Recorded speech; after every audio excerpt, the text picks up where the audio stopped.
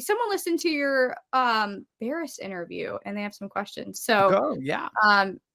If you want to read that, I'm going to go figure this out. Yeah, sure. No, I got it. So I listened to your interview with pollster Barris, Rich Barris, with misgiving when you were talking about the urban vote as being the future. The urban vote is American in name only. We won without them in both 2016 and 2020. Wouldn't that wreck MAGA as a small city town rule America, and we will be political orphans again? Okay, excellent question, Elizabeth. So we have to be careful because when you cite 2016, 2020, one of the things that makes Rich's analysis so good is he finds how every 2 years it's almost like a different electorate, because the demographics they're not static. They're constantly moving. They're constantly changing. So back in the 2000s, the white suburban mom or the white suburban woman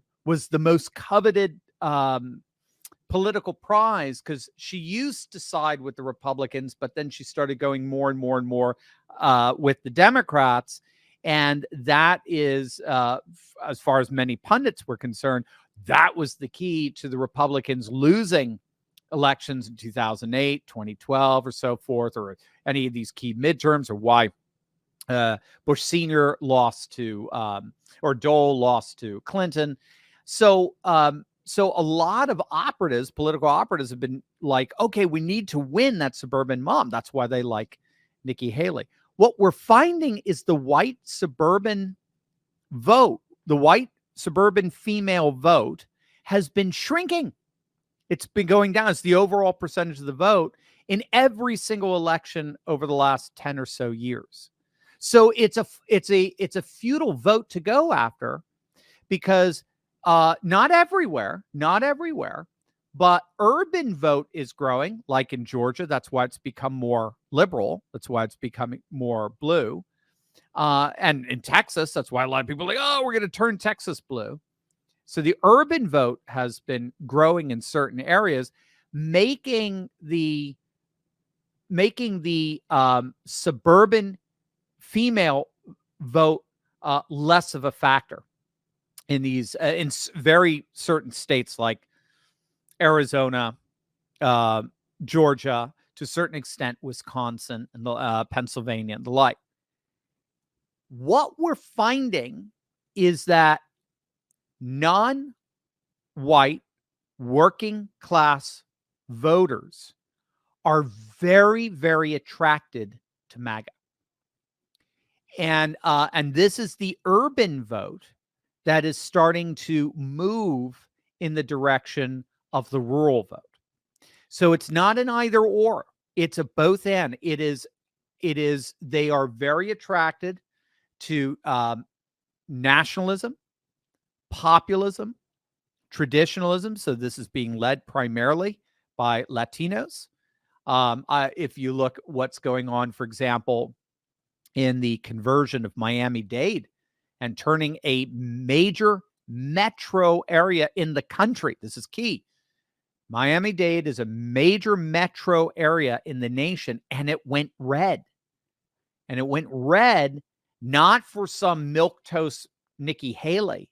It went red not for some, Liz Cheney or something. It went red for Ron DeSantis going full on war with wokeness.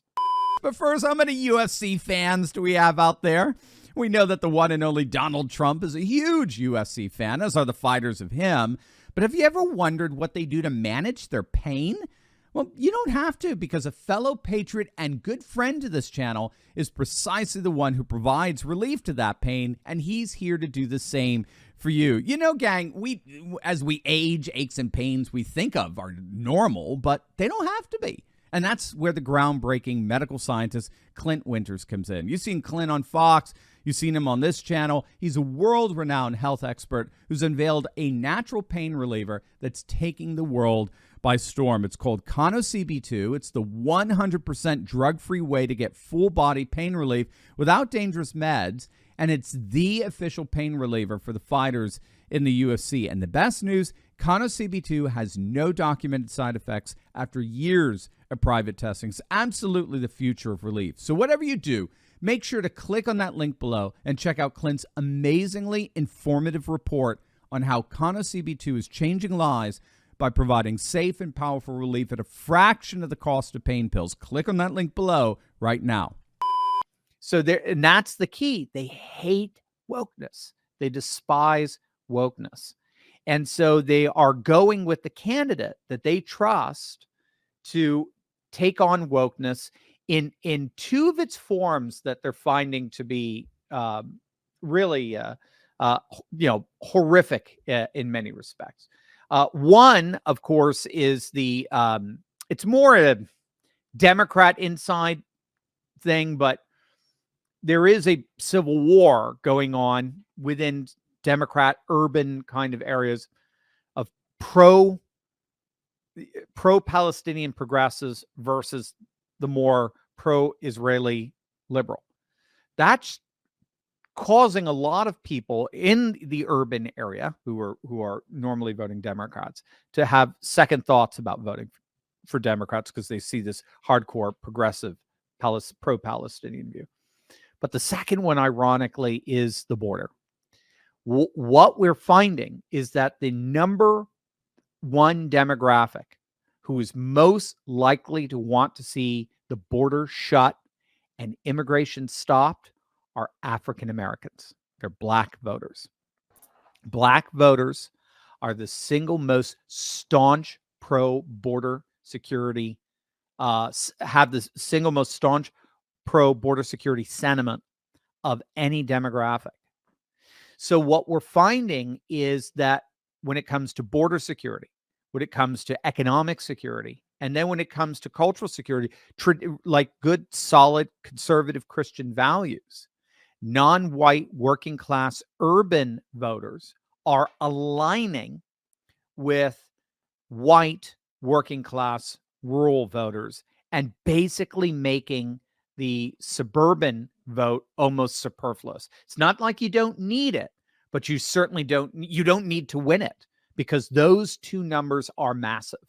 The rural vote comes out, in total, in mass when Trump is on the ticket. It doesn't for any other candidate, by the way, neither DeSantis or Haley, as we saw in Iowa.